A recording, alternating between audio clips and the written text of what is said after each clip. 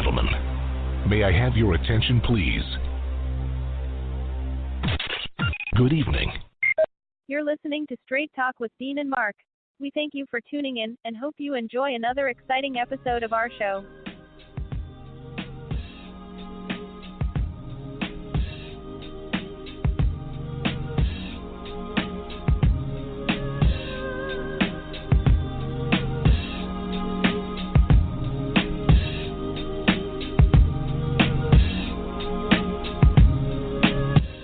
Ladies and gentlemen, good evening and welcome to another episode of Straight Talk with Dean and Mark. It's the six-man Dean Geronimo, and as always, I'm in the studio from NJ to NC with my right-hand man, Mark Lee. So, Mark, rewind one time and tell you what you did last time.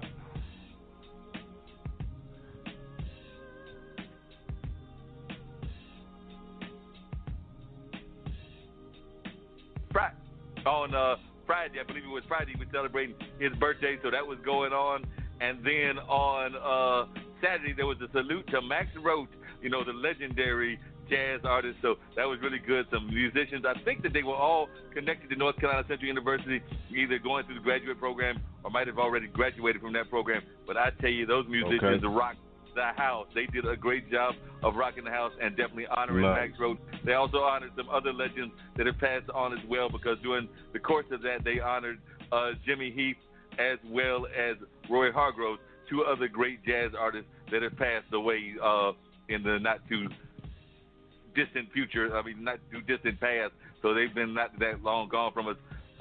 So they honored them as well. So definitely, it was definitely some real good music that was happening on that particular evening. So definitely enjoyed myself checking that activity out. So, you know, we've always got things going on at the center. As a matter of fact, one day that I was over there, they also had some youth poets competing, and those poets were just actually amazing. But what they were doing is they were not reciting poems that they wrote themselves. They were actually honoring and performing the poets of some great legends like Lewis Carroll, Phyllis Wheatley, Langston Hughes. So it was a chance for them to interpret this, but in their own way, in their own style. And the one that won it definitely deserved the victory. It was a young lady that won it, and she definitely deserved that victory. But, you know, instead of doing original work, they were doing works of other more famous poets and definitely brought it to the flavor. And I think the people that were there really enjoyed themselves. Of course, like everybody else around the country, we're all mourning the loss of Kobe Bryant. There was just an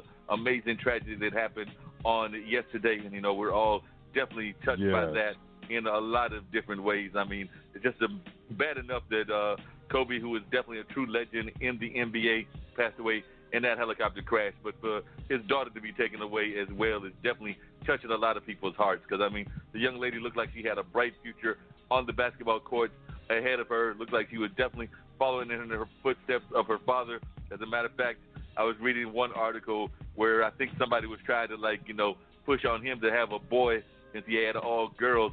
And that particular one, the one that passed away, was basically like, look, I can handle this. I can follow in the tradition, and I can do just as well in terms of continuing the legacy and things of that nature. So, you know, kind of raising a daughter like that was going to try to, like, take it to that kind of level at the WNBA or whatever she might have decided to do it. I mean, she might have even been one of those people that was going to break all kinds of boundaries and maybe even come to play with the boys or whatever. There's really no telling where that could have gone.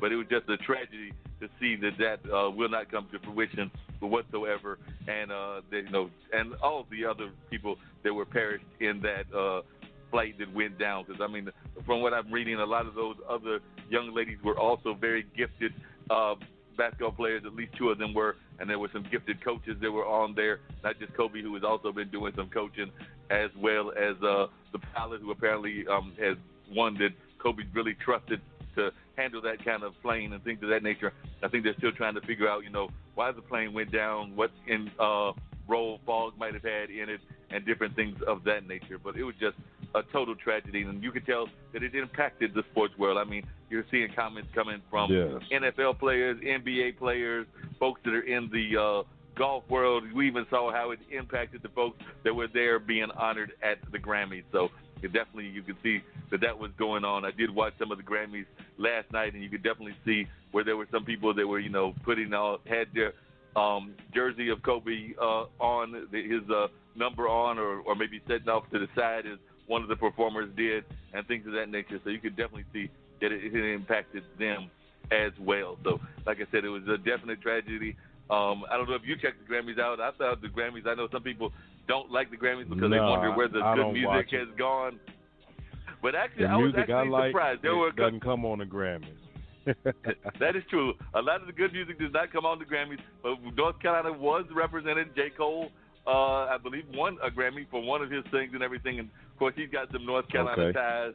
And there were some others with North Carolina ties. Rihanna, trying to remember her, the Giddens, I believe it is. But she's a folk singer, and she's got North Carolina ties. Of course, Shirley Caesar's always at the Grammys. So there were some North Carolina ties there, though. So definitely my state was represented there in the Grammys. I'm still trying to figure out where this young lady that won all these awards came from and everything, because I try to follow some of our pop culture and things of that nature, but I don't know where this lady came from. I mean, definitely seems to have a following and definitely a great fan base, but I must be missing her music, because I think her name is Billie Eilish or something like that, and her brother is part of the musicians. Okay.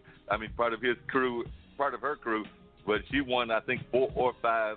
And like I said, definitely has a strong fan base. I did enjoy the fact that I think on maybe their third awards that they got, they talked about the fact that they did not even create the music thinking that they would win in a Grammy, and that they kind of like gave encouragement to others that might be recording music in the basement of their house or in their house, you know, driving the parents crazy. And it was basically like, look, you know, you keep going at it, you keep hitting the woodshed, you keep doing your thing, you too might be up here like my young sister and I, because it was actually the older brother, who I think is either 21 or 22. I think the sister that won most of those awards is like around 18. But basically they were saying that, look, if you go ahead and you put your time in and, you know, try to write something, because I think they said they weren't even necessarily trying to write an award-winning song. They were just writing about bad guys and depression and I think suicide and things of that nature. But they were writing about these kind of sad topics. But, you know, it definitely caught the attention of, I guess, those Grammy voters and things of that nature. And they basically were encouraging others to, you know, follow your dreams. And that's something that I think even Kobe has, as I've read about some of the things that he was telling people to do. He was telling people to follow their dreams. So I think that those kind of encouraging messages, both from the legendary Kobe Bryant as well as these young upstart musicians, was definitely something that needed to be heard. And the longtime producer of the Grammys, I think he steps down this year. I think this was his last year of doing it, and he's done it for decades, and I do mean decades. He kind of like used his time to have a lot of great musicians honor the whole concept that we've actually talked about on this program, the concept of needing music education and the importance of music education to developing our child's growth mentality, to developing their critical thinking and things of that nature. And he had some very powerful singers that were up there, some that had performed in the past and had been out there as well. But then there were some new-timers. I mean, he had the Debbie Allen dancers. I don't know whether they've been there before, but he definitely had Missy Copeland, and they definitely flashed it. That was her first time performing at the Grammys. And they had a number of other artists, some that folks would have recognized from having made past Grammy appearances, and some that were some new folks. But basically the whole thing was they did one of the songs from the hit TV show and the hit movie Fame, and that particular song is about music education and about pursuing your dreams as well. So that was definitely good to see that conversation taking place and things of that nature. So definitely it was enjoyable that happened, and there were a couple of other powerful moments that I did see as well. I too have gotten a little bit away from the award shows, not just the Grammys, but the Oscars and some of the other ones. Used to be into them a lot more than I am now. Part of that is my own busy schedule, but if I do catch them, I do like it when they use it as a platform to make statements. So when Guy Clark, I believe it is, or Gary Clark it is, the jazz musician, basically was telling folks that are part of that Make America Great crowd that this is our country as well, and he made that statement in his performance. I could definitely relate to what he was saying, because he was basically like saying, look, you know, you talking about I need to be going back to where you think I'm from or whatever, but I was actually born here as well. I've done a lot, and my ancestors have done a lot to make this a great country, so you don't need to be telling me to go back anywhere. So I thought that was a very powerful statement that Gary Clark used the Grammys as a opportunity to make. One of the other singers was more of a pop singer, Demi. She used it to make a statement about, when you're dealing with things like suicide and those kind of issues and going to get help and things of that nature. So there was definitely some moments in the Grammys of what I saw where they used the Grammys for what I personally do not mind them using it for. I know some people, they get upset when they see folks doing that. They think that they shouldn't soapbox or things of that nature. But I am not one that believes in that. I think that if you've got that kind of platform, that you have the right to use that platform to make statements, particularly positive statements among those of us that consider ourselves progressive, when so much of the reactionary and the right-wing people are tweeting and making statements on a regular basis that are opposite of what the truth is. So I had no problem whatsoever with Gary Clark Jr. making that statement with his song, This Land Is Ours Land as well, is basically what the song is called. So he definitely rocked it. And like I said, there were a couple of moments like that of the time that I saw it. I did not see the whole thing. Probably saw maybe a good half to a third of the Grammys. But what I saw, I thought that was their right to make those kind of statements, and I was just glad to see them do that. You know what? The question is, when was this country ever great? So when you say make it great again, make it great for who? You know what I mean? Like, I'll be damned if you try to make it like how it was when my parents came up doing the civil rights movement. We ain't about that life. You can catch these hands, or you can catch something else too if you want to. We're not going to play those games. And, you got people sitting outside waiting to see Chump, and they staying overnight out in the cold. I hope it hit cold blue levels, dog. I mean, I ain't even taking it back. But we got somebody at the door, man. We're going to bring them in just 1 second. Hey, y'all, it's Straight Talk with Dean and Mark. The old Renaissance is the new Renaissance, standing on tradition while embracing the spirit of distinction. This is the Harlem Brewing Company. Uniquely crafted beer brewed to deliver a taste, a sound, and a feeling that can only be described in one way, Harlem style. So come and take a trip on the A train with our Harlem Sugar Hill Golden Ale and our Harlem Renaissance Wit Beer, the neighborhood original. All right, y'all, and we are back. Caller, you are now on Straight Talk with Dean and Mark. Tell us who you are and where you're calling from. Hello? Yeah, this is Garrett Davis. Can you hear me?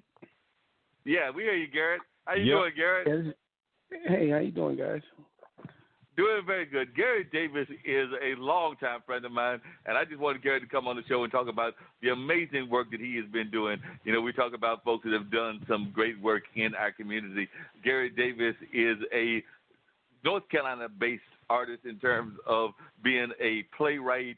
I personally think that he's just as good, if not better, than Tyler, but that's just my own personal bias since I knew Garrett when he was a youngster. My folks, as I've referred to on this show a number of times, had a radio station, and Garrett was actually getting his feet wet during the time that we had that radio station going on there in Warren County. But he has definitely made a name of his own right, doing some great work with great theater, and I would just consider it great theater. Like I said, a lot of people may try to put it in the same category as Tyler's and others and just call it great gospel theater, but I just think it's great theater. And, while I am not always the fan of gospel theater that is a little bit kind of canned or that has too many of the stereotypes, I think that Garrett does a point of trying not to do that kind, the more stereotypical type, and he definitely gets some very positive messages out in what he says and things of that nature. Yes, he may be using the gospel as part of the way that he does it, but he's definitely still putting out a great and positive word, and that's part of the reason that I want to invite Garrett onto the show on this particular evening, because, like I said, he's definitely been somebody that I have had a great deal of respect for out of the theater community. So, Garrett, that's a little bit about my spiel on you and our connection from back in the Warrington days. Why don't you tell our listeners a little bit about your career and things of that nature? Oh, one other thing I do want to mention just really quickly, since we're talking about the VSP days and those things, I will say that it was very surreal. I was talking about the Grammys, and, every year they do